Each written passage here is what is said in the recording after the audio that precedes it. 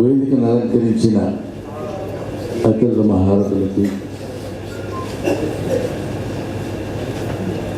ఆశీనులైన మహానుభావులందరికీ నా హృదయపూర్వకమైన నమస్కారాలు తెలియజేసుకుంటాను.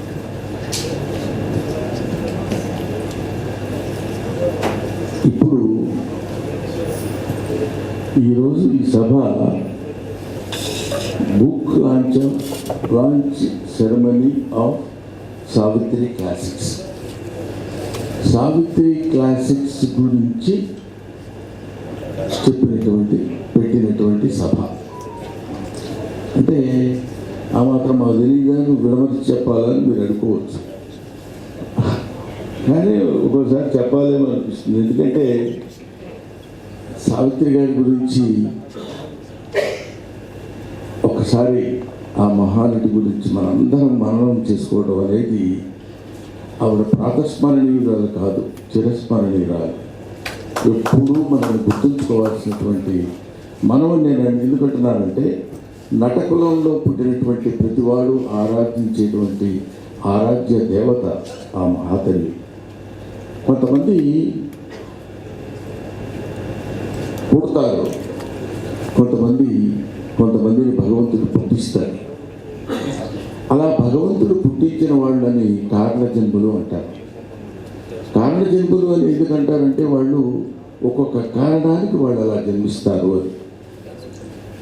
అటువంటి కారణజన్మురాలు సావిత్రి గారు అయితే కొంతమంది మాత్రమే వేళ్ల మీద లెక్క పెట్టగలిగినటువంటి మహానటులు, మహానటీమణులు పుట్టినటువంటి మన గడ్డ, మన తెలుగు గడ్డ ఎంత పవిత్రమైందో కదా.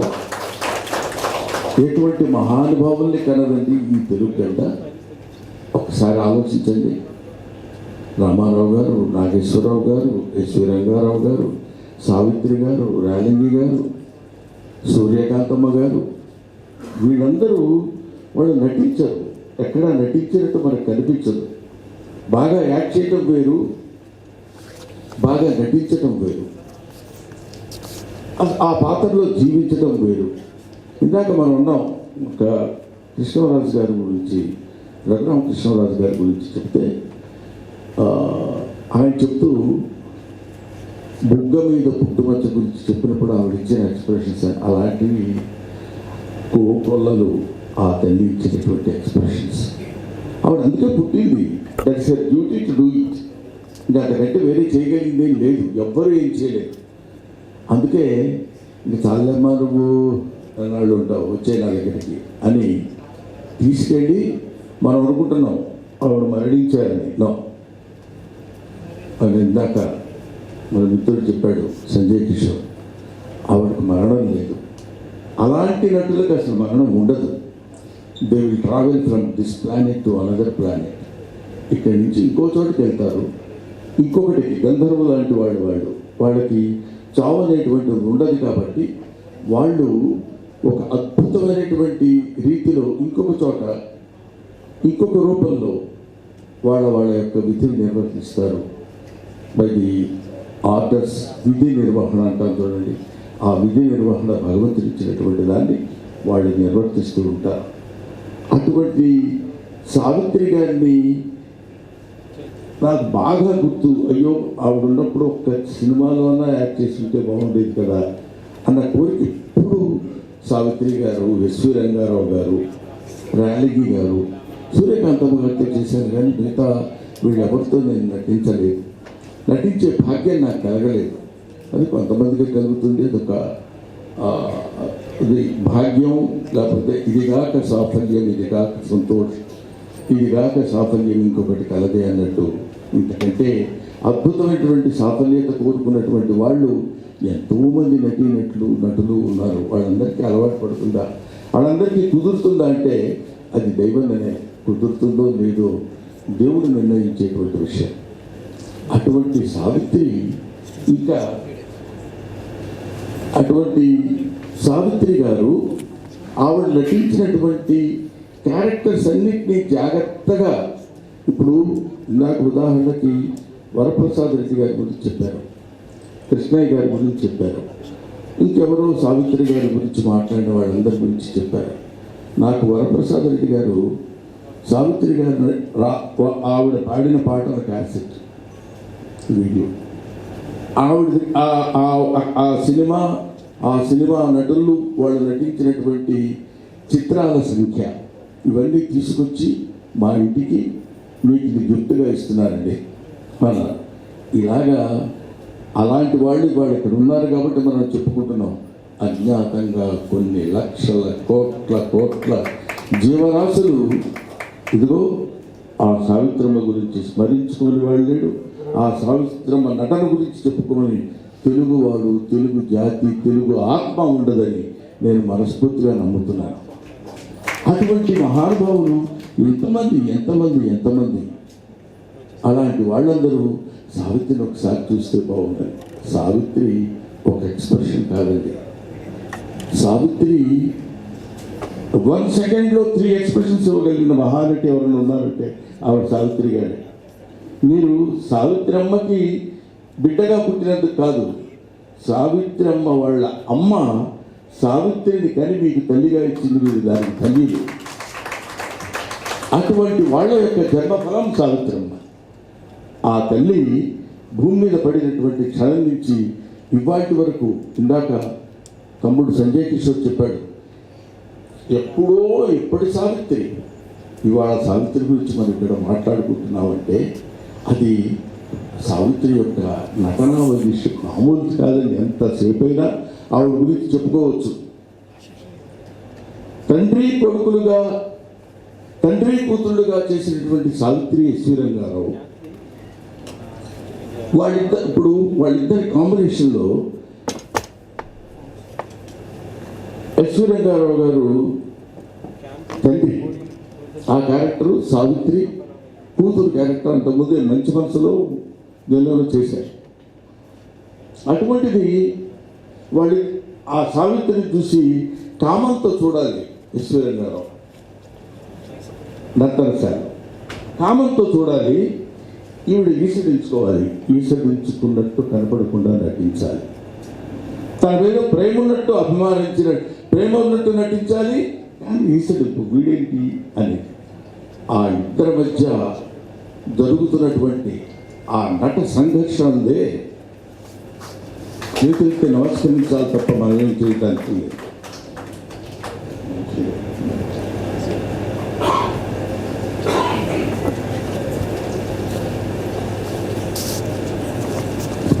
అది సైలెంట్ని పంపించమని చెప్తాడు ఎస్వి రంగారావు. ఈయనంత పర్సనాలిటీ అట్లా నిలబడి ఆ రకమైనటువంటి ఆభరణాలను ధరించి ఏం మారని సర్వాలంకార భూషితైన తూచిన నా మనసు ఊగి తూగి నీ ముందు మోకరి కదా మారని 5 భర్తలకు భార్య ఉన్నాను, 6వ వాడిగా నన్ను అంగీకరిస్తలేవా, ఆనందపడతలేవా మారని రా అన్నప్పుడు equal artist though she's a female ఒక చూపు చూస్తుంది ఎస్వి రంగారావుని, ఇంతటి నీచుడు పెట్టరా అని అనలేక అందులో తప్పకుండా అలాగే వస్తాను అని చెప్పినటువంటి తీరు, ఇలాంటివి పువ్వు కొల్లలు ఆ విశ్వనట మహానటి ముందు విశ్వమంతా వ్యాపించినటువంటి ఒక వటవృక్షం లాంటిది సావిత్రి. మా లాంటి చిరునటులు చిన్న నటులందరూ ఆ చెట్టు కిందకి వెళ్ళి చిన్న పూలు అవి ఏరుకుని ఓ సజ్జలో తీసుకెళ్ళి సావిత్రమ్మ ముందు పెట్టి కాళ్ళకి దండం పెడితే కానీ మన జన్మల చిత్తార్థము. అది నేను నమ్మినటువంటి సావిత్రమ్మ ఒకటి కాదు. నాగేశ్వరరావు గారు సావిత్రి గారిని నిజంగా మొగుడు పెళ్ళాలనుకునేవాళ్ళం మేము చిన్నప్పుడు తెలియక. వాళ్ళిద్దరేమో అలా ఉంటారేమో మాకేం తెలుసు. అసలు మోగ మనసు సినిమా గురించి చెప్తున్నప్పుడు నేను ఒక్కొక్కళ్ళు చాలా సినిమాలు చూస్తుండొచ్చేమో, కానీ ఎన్ని సినిమాలు బాటసారి సినిమాలో నాగేశ్వరరావు గారి నటన. ఆయన ఎప్పుడైనా మీరు అద్భుతంగా దేవదాసులో యాక్ట్ చేశారు కదంటే దానికంటే నాకు బాటసారి సినిమా ఎక్కువ ఇష్టం అయ్యా అంటాడు. బాటసారిలో అట్లాంటి దేవదాస్ సినిమాలో దేవదాస్ అప్పుడే లేత తల్లి సావిత్రమ్మ అంత అంతటి డెప్త్ ఉన్నటువంటి క్యారెక్టర్ని, పైగా ఇక్కడ ఒక అప్పటికే లబ్ధప్రతిష్ఠుడైనటువంటి నాగేశ్వరరావు గారితో యాక్ట్ చేయడం. ఇప్పటి వరకు దేవదాస్ గురించి చెప్పుకుంటాం కదా, అంత అద్భుతమైనటువంటి ఒకటి కాదు, ఈ అద్భుతం అద్భుతం అద్భుతం అని ఎన్ని చెప్పమంటారు. అద్భుతాలకే అద్భుతం సావిత్రి, నటనకే అద్భుతం సావిత్రి, నటనే వచ్చి సావిత్రిని మెచ్చుకోవాల్సిన పరిస్థితి. ఇంకా ఎక్కువ చెప్పాలంటే ఆగక మనసులో ఉన్నటువంటి ఆవిడ మీద ఉన్నటువంటి అభిమానం చావక ఉప్పొంగి వస్తున్నటువంటి అభిమానంతో చెప్తున్నారు. అటువంటి సావిత్రి గురించి ఎన్నెన్ని క్యారెక్టర్స్, ఎటువంటి అవలీలగా యాక్ట్ చేయడం వేరండి. చాలా కష్టపడిపోయి ఒక పేజీ డైలాగ్స్ తీసుకొని పక్కకి వెళ్ళి కూర్చొని టపటపటపటపటపట చదివి మళ్ళీ అవునా కాదా, అదేంటో ఎక్కడో చదివాను, ఒక గంట కన్నీళ్ళు ఒక గంట నీళ్లు రాకూడదు, అలా నటించాలన్నప్పుడు ఆ నటనకి న్యాయం చేకూర్చడం అనేది అది భగవత్ ప్రసాదితమైనటువంటి నటన ఉంటే తప్ప ఎవరూ చేయలేనటువంటి నటి. అటువంటి సావిత్రి గారి గురించి, సావిత్రి గారి మీద ఉన్నటువంటి ప్రేమతోటి ఇతను సంజయ్ కిషోర్ అనేటువంటి ఇతను ఆయన నవ్వుతూ అన్నా, కృష్ణయ్య గారు నువ్వు ఇందుకే పుట్టావురా, నువ్వు ఈ పనులే చేయి అని చెప్పాడేమో.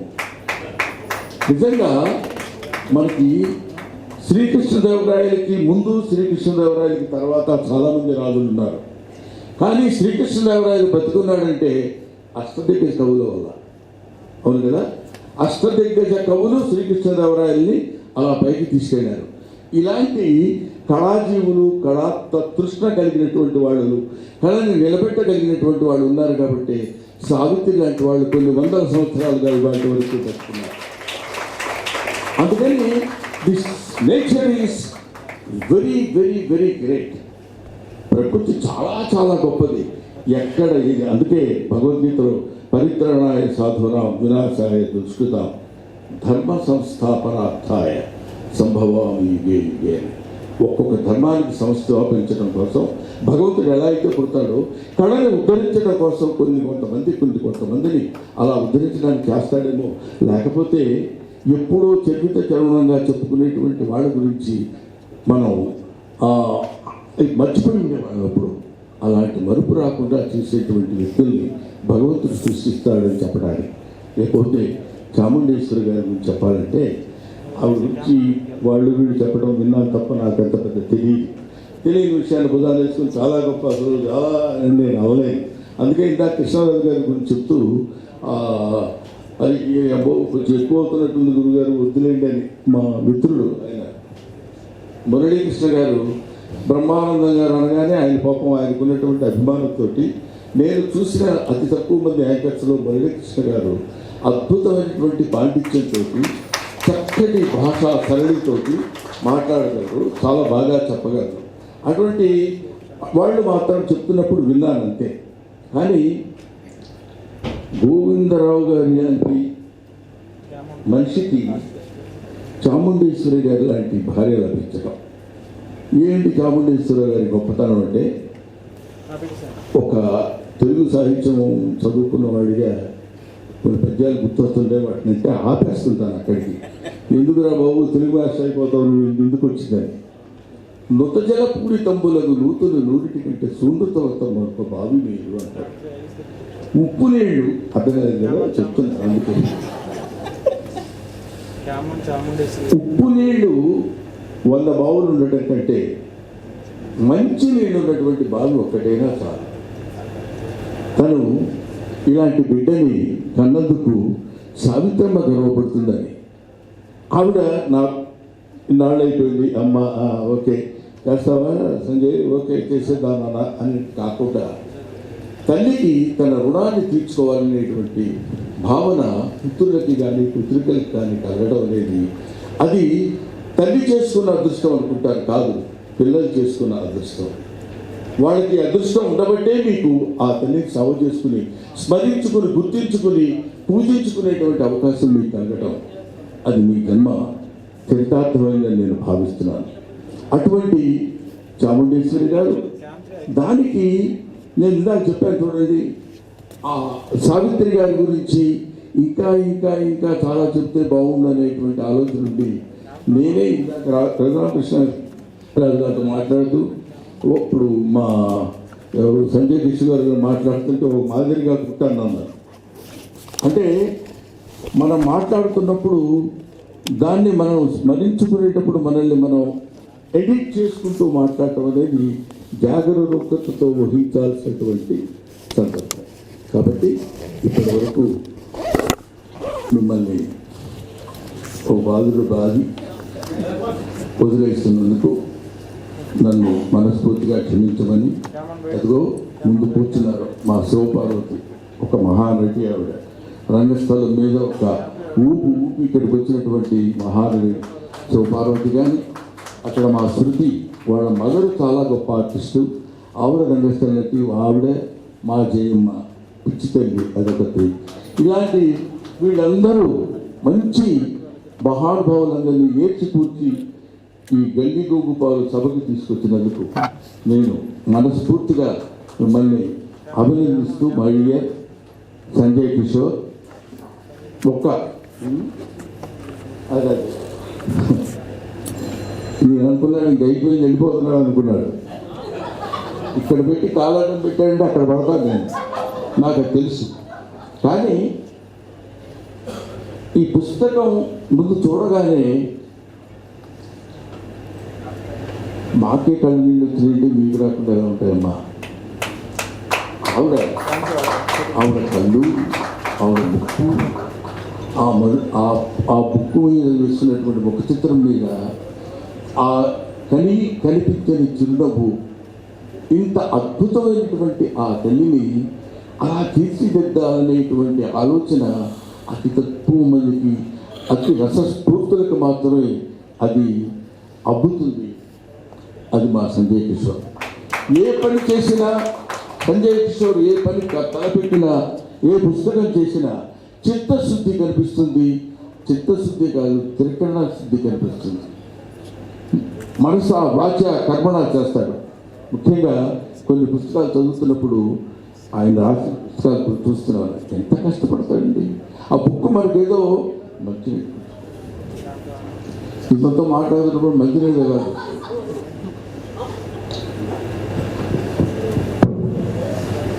ఒక పుస్తకాన్ని ప్రచురించడం అంటే ఒక ప్రసవ వేదన. ఒక మాటలో చెప్పాలంటే అది పిండోత్పత్తి ఆరంభమైన దగ్గర నుంచి ఆ తర్వాత రాస్తుంటారు. చాలా బాగుందని వరప్రసాద్ రెడ్డి గారి బుక్ కూడా చదివాను. ఆ డీటెయిలింగ్లోకి వెళ్ళి రాయటం అంటే మనకు ఎలా అనిపిస్తున్నట్టు, మరి అయితే ఎలా రాస్తావు బే 1 year అయిందండి, తీసుకొని 2 years అయింది, ఎంతవరకు ఏముండదు కనపడుతుందో అది కాదండి అంటాడు. ఇది ఎన్నాళ్ళని రాస్తాం అని ఎంతమంది ఎన్నిసార్లు ఎన్ని రకాలుగా అన్నారో నేనే అన్నా, ఎవరినో అంటారు. కానీ అందులో ఎక్కడ సౌకుమార్యం మిస్ అవుతుంది. ఎంత డీటెయిలింగ్, ఎంత ఎవ్వడు వేలెత్తి చూపించడానికి వీల్లేనంతటి అంతటి ఖచ్చితత్వం అంటారు చూడండి. దాని పర్ఫెక్షనిజం అది కలిగినటువంటి అతి తక్కువ మంది వ్యక్తుల్లో ఈ చిన్న కుర్రాడికి ఇటువంటి ఆలోచన, ఇంతటి శక్తిని భగవంతుడే ప్రసాదించేందుకు ఈ పుస్తకం కాదు, ఒక సావిత్రినే కాకుండా మళ్ళీ ఇంకోటి ఉందండి. కనపడ్డగానే అలా వినయంగా ఉంటాడు, కానీ ఎవరికి పడతాడు రాయ్. చాలామంది అడుగుతారు, గురుగారు నా పుస్తకం గురించి రాయ్, ఏమి దానికి ఉంది, మీకు ఎంత కావాలో చెప్పండి అనే బ్యాచ్లు చాలామంది ఉన్నారని నాకు తెలుసు. అలాగే సార్ అంటాడు. ఒట్టిదే అంత దుర్మార్గమైన నవ్వులవి తప్పించుకునేటువంటి అంటే మనస్తత్వం కలిగినటువంటి వ్యక్తి. ఆ మనిషిలో ఆ విద్వత్తు ఉండాలి, అతనికి మన పుస్తకం రాయగలిగినటువంటి కెపాసిటీ ఉండాలి, ఆడి దగ్గర కంటెంట్ ఉండాలి. ఇవన్నీ ఉంటే కానీ రాయడానికి వీలు లేదు.